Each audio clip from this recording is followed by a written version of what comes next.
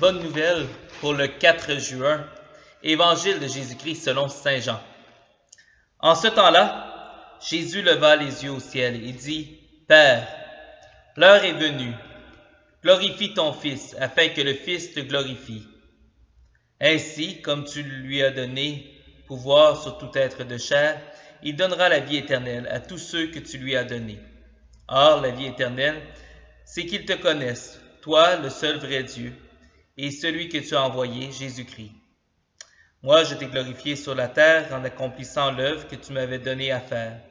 Et maintenant, glorifie-moi auprès de toi, Père, de la gloire que j'avais auprès de toi avant que le monde existe.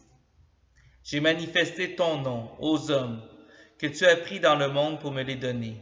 Ils étaient à toi, tu me les as donnés, et ils ont gardé ta parole.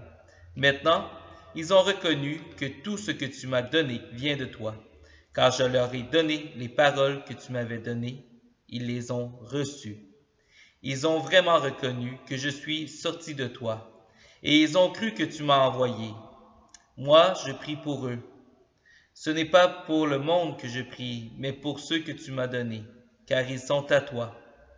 Tout ce qui est à moi est à toi, tout ce qui est à toi est à moi, et je suis glorifié en eux. Désormais, je ne suis plus dans le monde, eux, ils sont dans le monde, et moi, je viens vers toi. Acclamons la parole de Dieu. Louange à toi, Seigneur Jésus. Le commentaire, glorifie ton Fils, afin que le Fils te glorifie.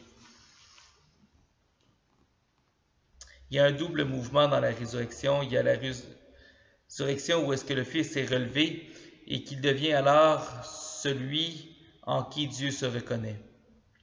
Et il y a en même temps cet autre mouvement dans lequel la résurrection du Fils vient dire toute la puissance du Père.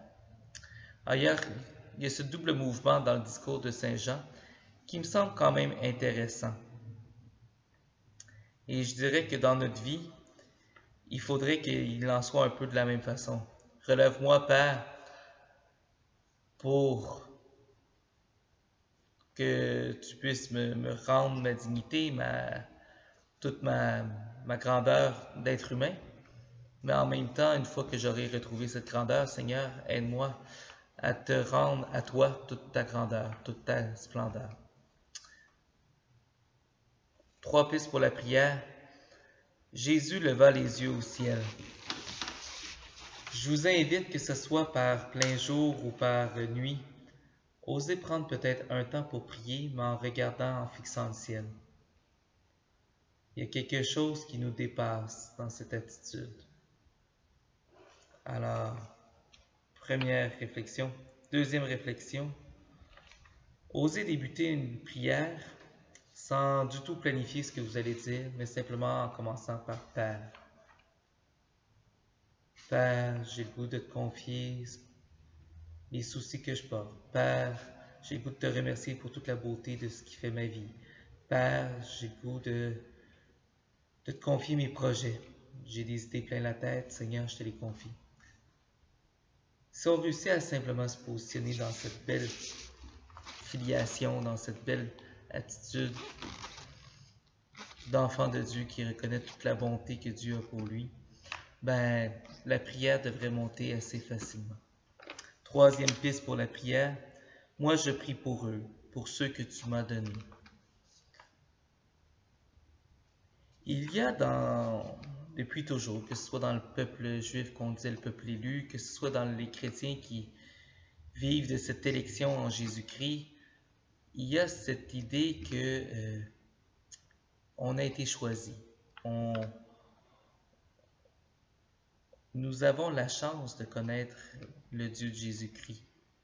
Et quand je dis nous avons la chance, c'est que la plupart du temps, nous n'avons que très peu de mérite. Nous sommes nés au bon endroit, dans la bonne culture, dans la bonne famille. Mais cela dit, prendre le temps de voir que, le Christ a prié pour nous. Il a souhaité ne perdre aucun d'entre nous. Alors, peut-être prendre le temps de contempler un peu cette réflexion. Sur ce, je vous souhaite une excellente prière et un bon temps pascal.